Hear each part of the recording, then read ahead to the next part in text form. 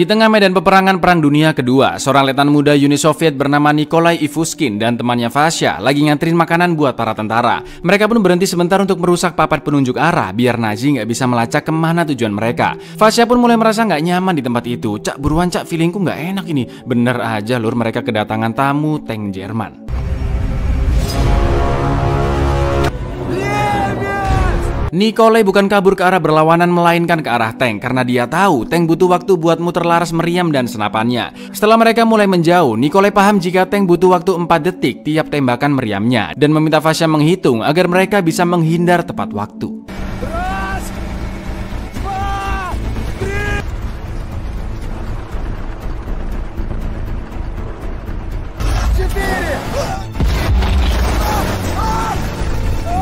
Tentara Nazi pun sudah menyadari strategi mereka dan menahan tembakannya. Mampus nggak? Untung aja instingnya Nikolai sangat-sangat bagus.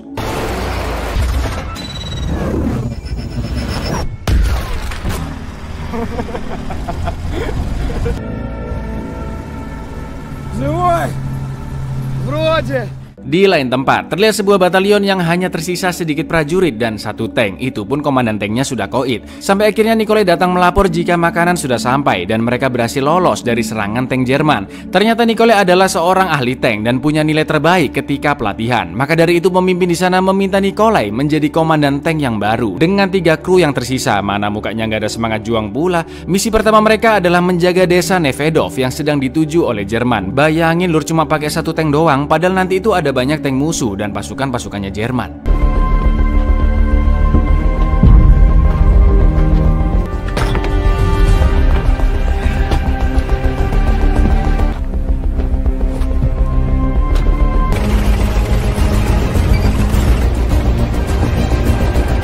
Keesokan paginya pasukan Nazi sudah siap masuk ke desa Nevedov yang dipimpin oleh Klaus Jäger. Jäger merasa situasi desa terlalu janggal karena sangat tenang dan gak ada kehidupan. Mereka pun mulai bergerak dengan sangat berhati-hati dan gak ngeh kalau tank Nikolai sudah berkamuflase di dalam tumpukan jerami. Ini banyak banget lor tanknya musuh. Sesuai strategi, 2 teman Nikolai yang nunggu di desa mancing musuh dengan meriam-meriaman dan dengan PD-nya ditembaklah meriam mainan tersebut. Di saat lengah itulah Nikolai langsung menembak di waktu yang tepat agar terkena 2 tank sekaligus.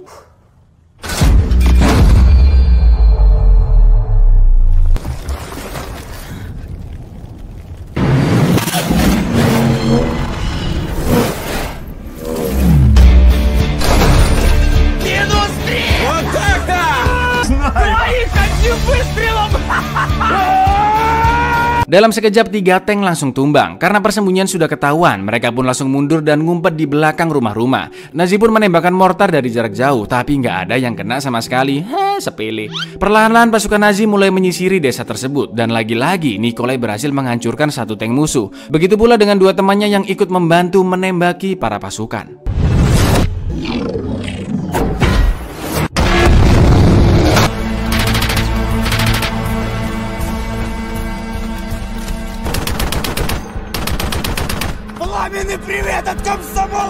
Mereka pun terus mundur dan berhasil menumbangkan tank kelima. Setelah itu, Nikolai and the gang dikepung oleh 2 tank Jerman. Dan yang terjadi...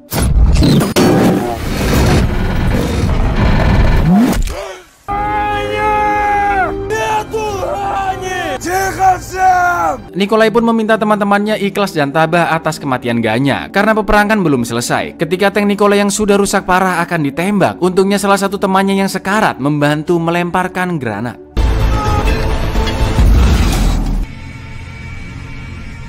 Sekarang hanya tersisa tank Nikolai dan tanknya Jäger. Duel sengit pun terjadi sampai akhirnya kedua tank sama-sama hancur.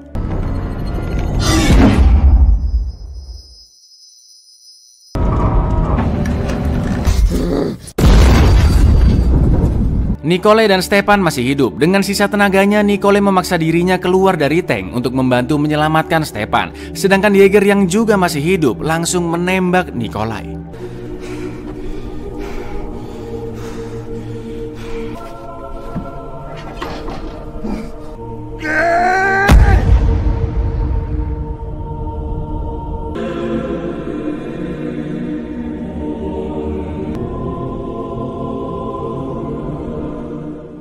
Buyar, belum dong, baru juga mulai. 3 tahun kemudian, tepatnya pada tahun 1944, di kamp konsentrasi SS atau singkatan dari Sezave di Thuringia, para tahanan perang yang baru datang disambut oleh pasukan Jerman. Kepala penjara pun berpidato dan diterjemahkan ke bahasa Rusia oleh mbak-mbak penerjemah bernama Anya yang cantiknya nggak ketulungan, lur. Und euer Denken gibt es hier nicht. Здесь нет твоих мыслей, здесь нет твоих чувств. Seluruh tahanan Uni Soviet diperintah untuk tunduk dan hormat kepada Jerman. Tapi ada satu yang nggak mau. Tak lain tak bukan, jelas dia adalah Nikolai yang ternyata masih hidup. Pasukan Jerman nggak ada yang kenal siapa dia. Yang pasti selama di penjara, Nikolai sudah 7 kali mencoba kabur. Kepala penjara bertanya, "Ente siapa? Pangkatmu apa?" Anya pun membantu mentranslatekannya dan memintanya menjawab daripada ditembak mati. Tapi Nikolai tetap diam dan untungnya pistol tiba-tiba macet. Kepala penjara pun salut dengan keberaniannya. Lalu dia dimasukkan ke penjara khusus untuk diinterogasi dan disiksa sampai menyebutkan nama dan pangkatnya. In den Sonderblock mit. Name und Dienstgrad. Имя и звание. Di lain tempat, Jaeger bersama Jenderal Heinz menghadap Reichsführer Himmler. Seperti biasa, salamannya kayak halo, dadah gitu lur. Jaeger ingin membuat batalion tank Jerman terkuat yang bisa ngalahin batalion tanknya Uni Soviet. Melihat tekad dan ambisinya, Himmler pun akhirnya menyetujuinya. Setelah itu Jaeger pergi ke kamp konsentrasi SS di Thuringia untuk mencari tahanan Uni Soviet yang memiliki pangkat tinggi di bidang pertengan. Sampai akhirnya Jaeger menemukan data diri Nikolai di daftar tahanan.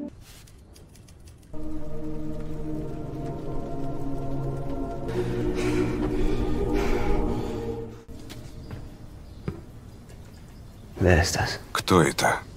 Para penjaga bilang jika pria tersebut ditangkap setelah perang di desa Nevedov. Dan karena masih nggak mau nyebutin namanya, habis gini dia akan dieksekusi mati. Tapi justru Jaeger ingin merekrut Nikolai masuk ke dalam misi rahasianya. Dan juga akan merekrut tahanan lain yang bisa menjadi penerjemah. Мы нашли того, кто нам нужен. Anya pun akhirnya dipilih untuk menjadi penerjemah dan mereka pergi menemui Nikolai. Jaeger bilang jika dulu mereka pernah bertempur di desa Nevedov dan akan memberikannya kesempatan untuk hidup. Tapi dengan catatan, Nikolai harus melatih semua awak tanknya Jerman. Dimanfaatkan ternyata lur keahliannya Nikolai karena Jaeger tahu seberapa hebat dan cerdasnya Nikolai dalam mengatur strategi tank. Sudah jelas Nikolai menolaknya mentah-mentah dan Jaeger langsung mengancam akan menembak Mbak Anya kalau Nikolai masih nggak mau. Ayo, mau nggak? Tembak nih. Считаю до 5. 1. Раз. Да хорош издеваться, я согласен. Keesokan paginya sebanyak 1.800 tahanan dikumpulkan. 12 orang pun dipanggil ke depan yang sekiranya punya skill tempur pakai tank lur. Lalu Nikolai pun diminta memilih krunya secara bebas. 3 dari 12 orang yang diambil adalah Yonov, Volchok, dan krunya dahulu yaitu si Stepan yang ternyata juga masih hidup. Lalu Jaeger memberikan mereka berempat sebuah tank T-34 yaitu tank terbaru milik Uni Soviet yang dicolong dari medan perang.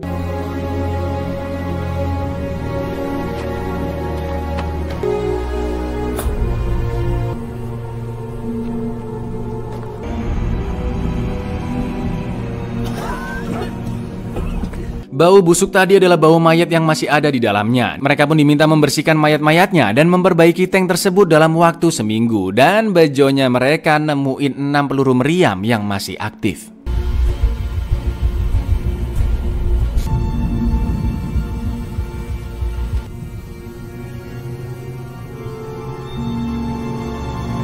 Sok-sokan lah Nikolai minta izin untuk memakamkan semua mayat kru di dalamnya. Padahal sebenarnya mereka nyelundupin peluru-peluru tadi di dalam mayat dan ikut dikuburkan. Sambil makamin teman-teman seperjuangannya, Nikolai merhatiin area sekeliling. Lalu sesampainya di bengkel, Nikolai cepat-cepat bikin peta lokasi tempat makam tersebut. Tujuannya adalah untuk kabur ke Ceko yang berjarak 300 km dengan tank T-34. Awalnya Stepan gak yakin bisa ada peluang untuk hidup, tapi karena melihat ambisi dan dedikasi dari Nikolai, dia jadi ikut termotivasi.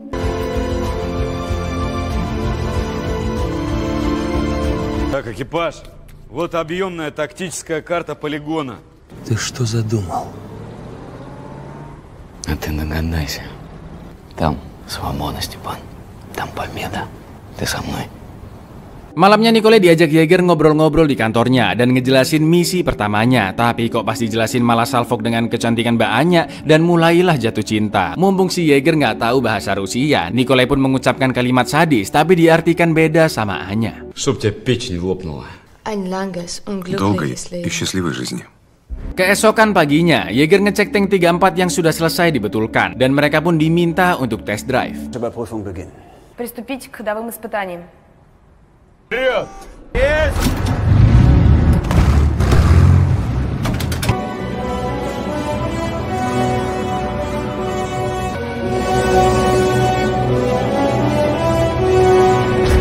Ketika tes drive sudah selesai, Yeager memerintahkan anak buahnya untuk menaruh ranjau di sekitar area latihan, jaga-jaga takutnya Nikolai macam-macam. Anya yang mendengarnya langsung cepu ke Nikolai jika Yeager menyebar banyak ranjau dengan pasukan-pasukan di area latihan. Anya tahu jika Nikolai dan kawan-kawan berencana untuk kabur, maka dari itu Anya akan membantu mencuri peta di kantornya Yeager. Anya pun memberikan cetakan kunci ruangan kantor agar Nikolai bisa membuatnya terlebih dahulu. Anya bilang bahwa aku kabur juga mas, mending aku mati di sisimu daripada harus disiksa di sini mas. Коля, я лучше с тобой погибну, чем в плену жить буду. Вот слепок.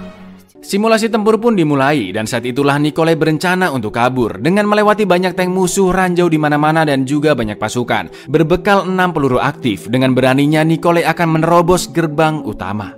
Клянусь растоптать фашистскую гадину в ее же логове. Будем прорываться через главные ворота. Против нас 3 пантеры. Клянусь. Sambil memantau keadaan sekitar, mereka diam-diam mengambil 6 peluru tersebut yang terdiri dari 4 peluru anti-tank dan 2 peluru ledakan tinggi. Bensin yang dimiliki hanya cukup untuk 30 km, padahal tujuannya adalah kabur ke Ceko yang sejauh 300 km. Sisanya gimana? Lihat nanti aja ya lur. Di lain tempat, dengan kunci duplikat Anya berhasil masuk ke ruangan Yeager dan mengambil peta yang dibutuhkan. Tapi tiba-tiba ada tentara yang masuk dong dan Anya langsung pura-pura tidur. Astagfirullah, kayak begini tidurnya.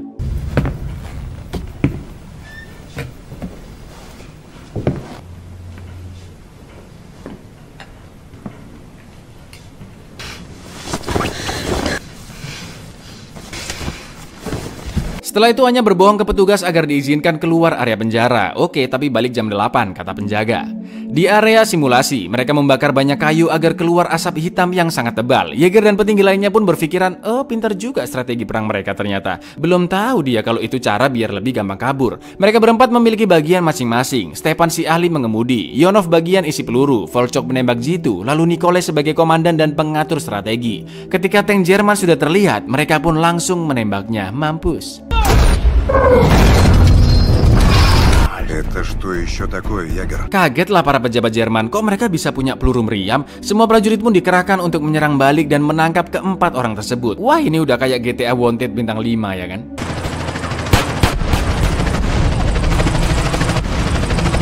Pandangan musuh pun terhalang karena asap tebal. Lalu mereka menyelinap lewat semak-semak dan menembak menara pengintai tempat para pejabat.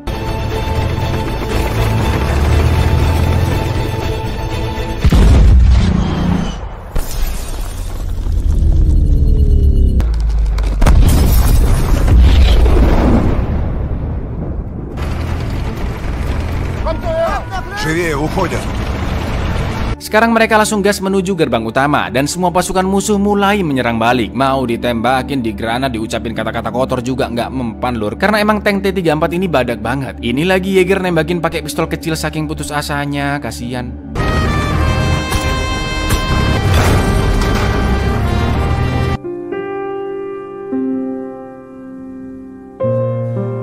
Anya yang juga sudah kabur sempat ketemu mak-mak Jerman yang sinis ngeliatnya. Sampai akhirnya bukan mobil, bukan motor, melainkan tank yang menjemputnya.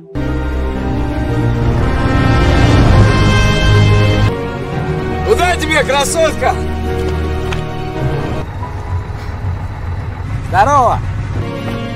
Sementara itu di kubu Jerman, kaburnya Nikolai jelas menjadi masalah dan kerugian besar, apalagi buat Yeager. Karena dia yang request biar Nikolai ngelatih pasukannya, dan di luar dugaan malah kabur dari penjagaannya. Semua upaya pun dikerahkan buat nangkep Nikolai and the gang. Перекрыть магистрали в радиусе 50. Я тебя достану.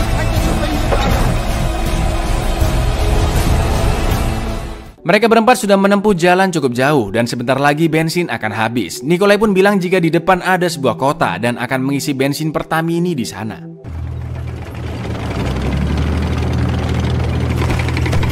Эй, Фриц!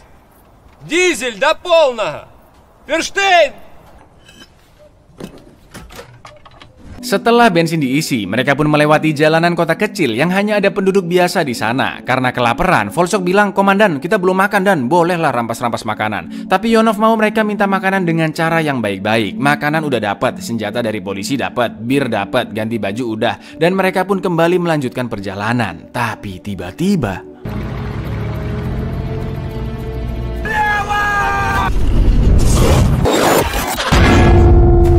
untungnya Stepan masih sempat banting setir sepersekian detik ya kan. Karena jalan sudah diblokir pasukan Jerman, mereka pun akhirnya melewati rute lain.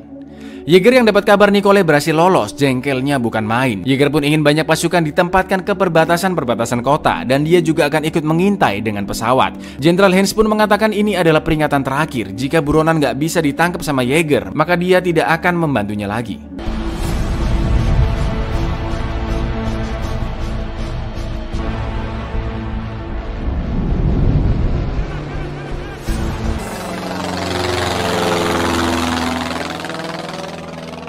Jäger dan pilot udah muter-muter berkali-kali tapi masih belum menemukan tank T-34. Sampai bahan bakar pesawat sudah mau habis. Jäger pun ingin memutar sekali lagi, tapi kali ini jauh lebih rendah. Itu roda sampai kena pohon dong. Sampai akhirnya dia melihat jejak tank yang menuju ke kota Klingenthal.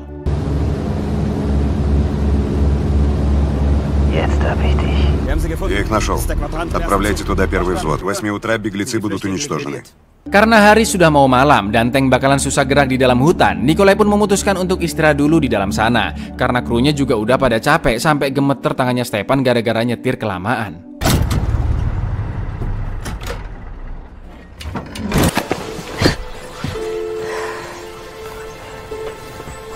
Percikan-percikan cinta semakin tumbuh di antara mereka. Lalu Yonov mengatakan jika ada danau di dekat sana, nggak pakai lama mereka pun langsung nyebur.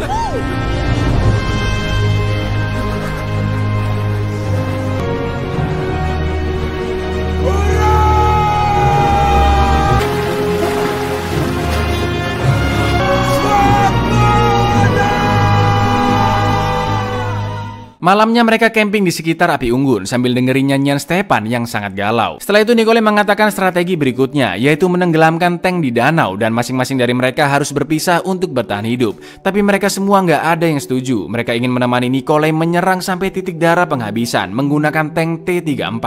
Melihat kesetiaan krunya, Nikolai pun merubah rencananya untuk tetap berangkat ke kota Klingenthal. Setelah itu mereka diminta segera tidur karena akan berangkat jam 4 pagi. Di dalam gelapnya malam, Nikolai yang masih berjaga menemui Anya yang lagi galau dan belum bisa tidur. Sampai akhirnya mereka pun mengazelole.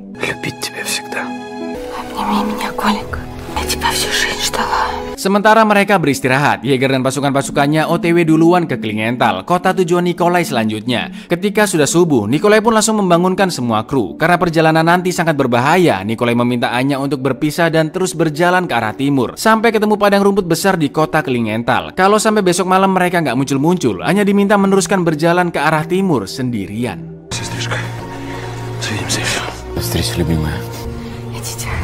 Singkat cerita, sampailah mereka di Klingenthal. Nikolai sadar jika pasukan Jerman sudah sampai di kota itu dan akan menjebaknya. Karena suasana kota terlalu sepi dan kemungkinan penduduk sudah dievakuasi. Supaya tetap aman, mereka pun memutar melewati jalan kecil. Tapi strategi itu sudah diprediksi oleh Jäger dan Tiger Tank pun langsung menembaknya.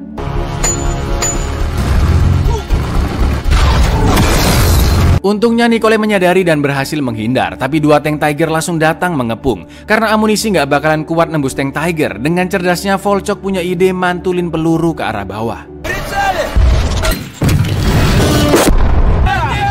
Karena jalan di depan bercabang menjadi 3 jalur, Nikolai pun keluar untuk menganalisis situasi dengan memperhitungkan luas jalan, kecepatan pergerakan tank dan juga tembakan tank. Luar biasa cerdas. Terlihat di setiap ujung jalan ada satu tank Tiger yang sudah menunggu. Maka dari itu Nikolai berencana untuk melemparkan granat ke salah satu tank agar perhatian tank lain teralihkan. Dengan terhormat, Volchok ingin menjadi volunteer melakukan misi berbahaya tersebut. Sampai akhirnya satu tank berhasil dia tumbangkan.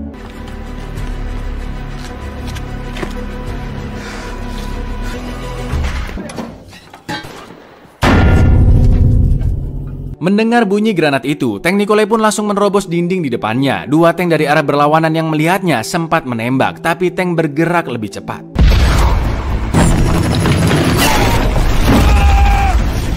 Dinding demi dinding mereka jebol satu persatu. Lah kok dinding terakhir pas banget hadap-hadapan sama tank Tiger ya kan? Dan mereka cepet-cepetan muter larasnya untuk nembak duluan. Ini greget banget sih, serius.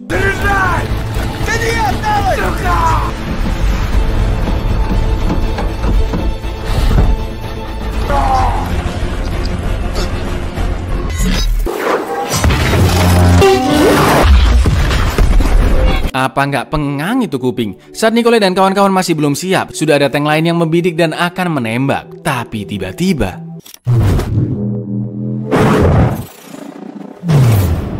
ternyata itu adalah Volchok yang mencuri tank Tiger, tapi dia dalam kondisi yang terluka berat. Jaeger dan satu tank lain pun langsung membidik tank Volchok dan menembaknya.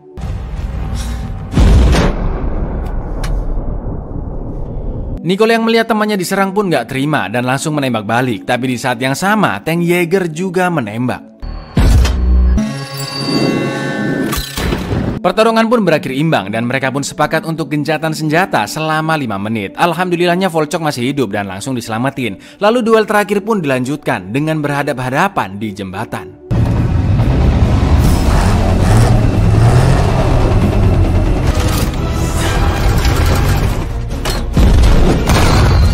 Tank T-34 terus maju dengan berjalan zigzag. Meskipun sempat terkena tembakan di bagian depan tank, tapi masih baik-baik aja. Mereka benar-benar harus mencari momen dan timing yang tepat karena peluru tinggal satu. Kalau tembakannya nggak kena, jelas mampus mereka ya kan? Sampai akhirnya kedua tank menembak bersamaan.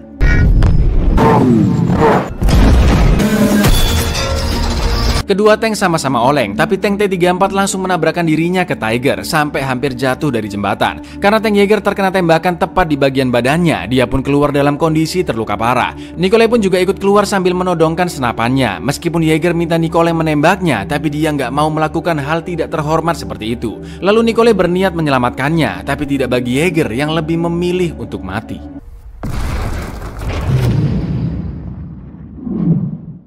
Duel pun dimenangkan oleh Nikolai dan krunya. Lalu mereka pergi berjalan kaki sambil membopong Volchok. Sampai akhirnya mereka pun tiba di padang rumput yang sangat luas dan bertemu dengan Anya.